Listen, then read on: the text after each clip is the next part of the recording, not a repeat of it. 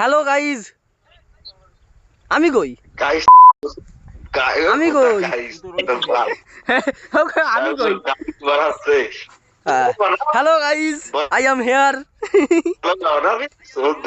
এই সিধা পেপে এই বড় আমার হাতে পড়ছে রে কাদু রে। এই বড় দেখ এ কাঁদুরে কাঁদুরে এ কাঁদুরে এই বুড়ো মাল না তো দেখ তো। এই গাইজ এই বুড়োর মাল না তো দেখ তো। এ তো পুরো শরৎটা আছে তো অন্য কিছু তোর বল